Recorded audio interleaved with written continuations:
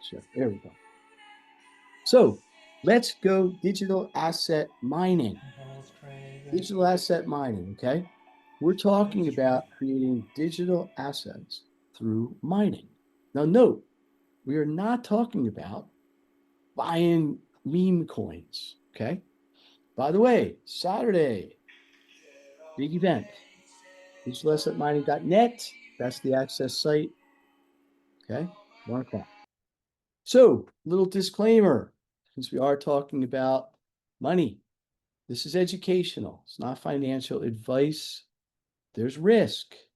You got to know your risk tolerance because you don't want to invest money you cannot afford to lose. You got to do your own research, your own due diligence, your own vetting. What I'm about to do for the next 8 or 10 minutes, this is not an official company presentation. This was not sanctioned by the leadership or ownership of Texit. It's for the benefit of the team and the team constituency. Okay. And typically the company does these official ones Tuesdays and Thursdays. Again, I don't work for Texit. I'm not a financial advisor. I'm not an attorney. I'm not an accountant. I don't give legal or tax advice. And there's no guarantees, etc. Okay. The star of the show today is Texit, the company, a layer one token project, 100% based in Texas in the United States. But the real story is the ability to generate stable daily passive income. Okay. That's kind of the holy grail for some people. A lot of people like to wake up. Ooh, let me look at my phone, whatever. Ooh, look, I got $82 yesterday. Didn't do anything at all to get it.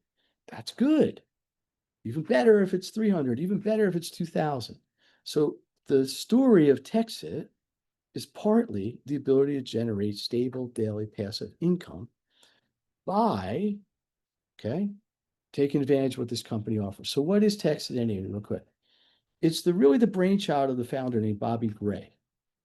This guy's been an enthusiast in the alternative currency space, not just Bitcoin, not just digital. A long time he was big gold and silver advocate, which, by the way, a lot of people, I am as well. He's testified in front of Congress. He owned a gold and silver minting business. He sold that a couple of years ago and went all in on the digital side, crypto side, because he thought it was more accessible to the average person. Okay.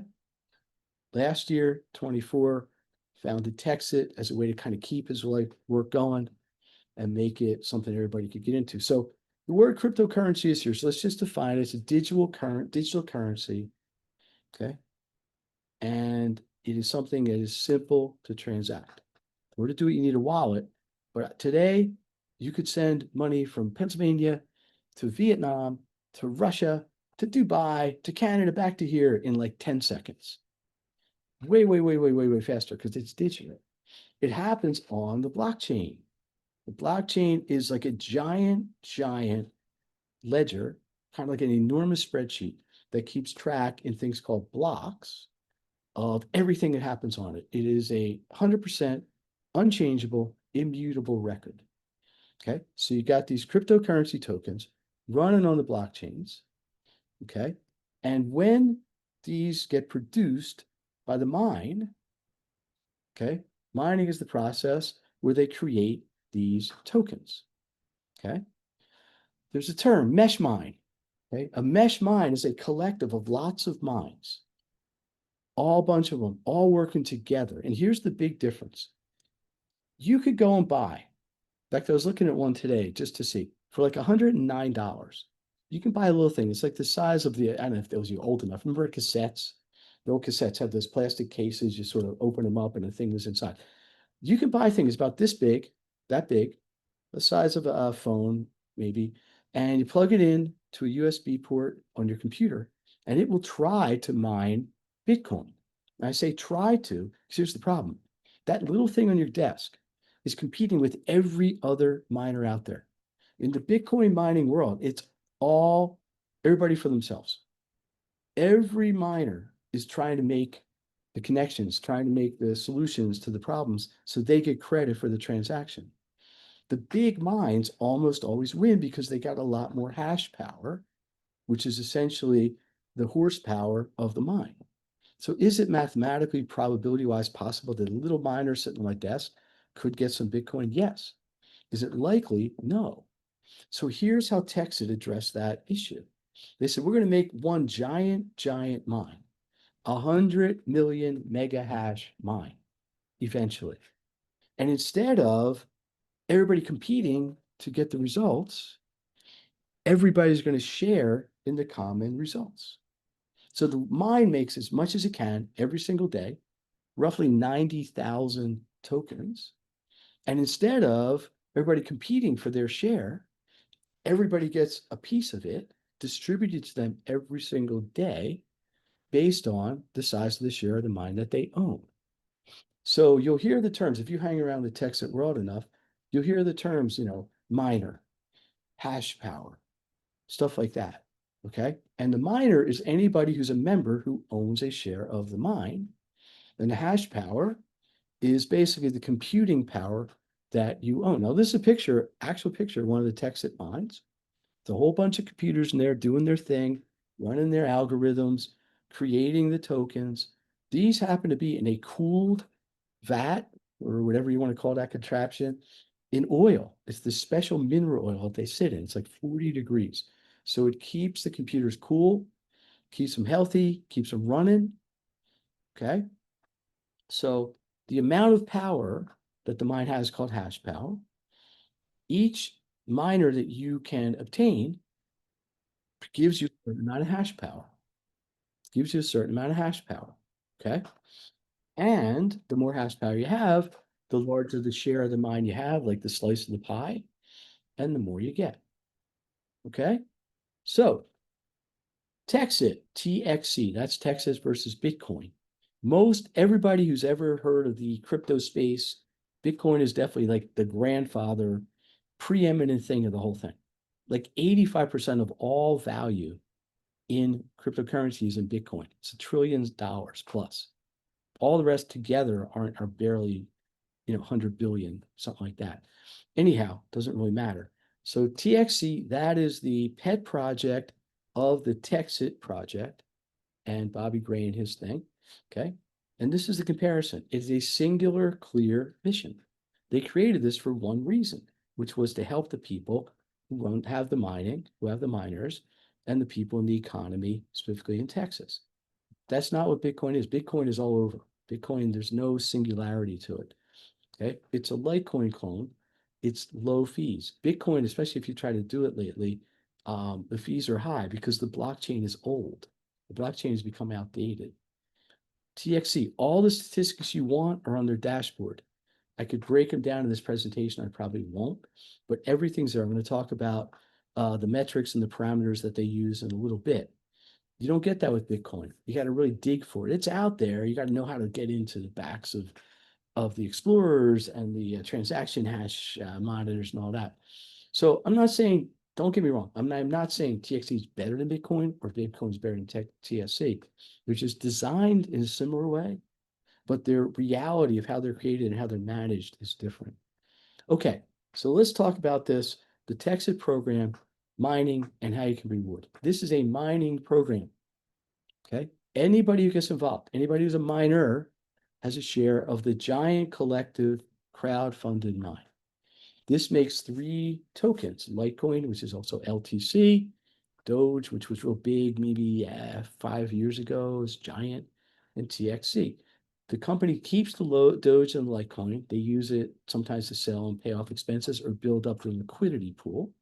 Okay, somebody asked me, they have a liquidity pool. Yes, it's 10 and a half, almost $11 million now. Okay, so this is what they're producing. All right, here's the business model. And I think this is very attractive. It is a one-time cost. That's it. You come in once, you purchase what you want, you can add to that if you want later. You get lifetime benefits, literally 132 years. Okay, most people are not going to live that long. All right, there are no hosting fees. Anybody in programs with hosting fees? I am. No monthly fees. I'm also in programs that have monthly fees. No sharing fees. I'm also in programs where you got to pay extra if you want to be in an affiliate program. No ongoing fees. One time, done, unless you decide to get more, but that's it. It's very attractive that way. Here's the key too. daily, stable, passive income. And you have access to your gains, your tokens, your rewards 100% of the time. Every single day, roughly 7:30, 8 o'clock at night, Eastern time, we get our token rewards. You could take them 5 minutes later, sell them, cash them out if you want. That's up to you. No restriction. So, the metaphorical operative question: do you want to own the mint, or do you want to own the currency it produces? If you want to kind of turn this around, do you want to own the miner, or the mine, or the tokens? You own the tokens, you get them once. They're sitting in your wallet. You're just dependent on price. You own the miner every day, more tokens, more tokens, more tokens, more tokens. 365 days a year, 132 years. This is what creates the passive revenue. Okay, so this company's growing. When I got in, there were like 4,000 members. They're pushing 50,000 now. Okay, this is the net hash rate of the big mine. It's actually pushing 18 million mega hash. I could probably upgrade these charts. They're about 2 weeks old, but they're fundamentally accurate. Point is, they're adding lots and lots of people. The week I joined, 7 days period I joined, 38 new members. Today, 310. So you can see the growth right there. Last thing, the company has set up a business plan that has 3 phases. Okay, right now they are in the middle early of the first phase. The first phase will be considered done when this mine they're building now, which is based primarily in Texas, is complete. They're considering it complete when they have 100 million mega hash. Oh, what did I just do? 100 million mega hash. Right now they're at about 18. They're a little under a fifth done. They figure they're going to have about 250,000 members at that point. They're a little under 50. They figure they're going to be putting out about 120,000 tokens a day. That's a little higher at 95. Their liquidity pool, 200 million. A lot of cash to have in reserve, but you got to support what's out there. 15 million 5 now total. The goal will be the token price at $16.65. Right now, it's about $4.20. So if you got in today, you're looking at about a 4x just on your token of appreciation. So roughly speaking, the phase 1 will be considered done, and the targets for this are roughly in the late summer or so, maybe fall, early fall of next year. Not that far off considering when they started. Then they'll go into phase 2. Phase 2, there's been discussions about, nothing concrete. May include opening other mines, Asia, Singapore, Dubai, South America, Canada. Lots of discussions.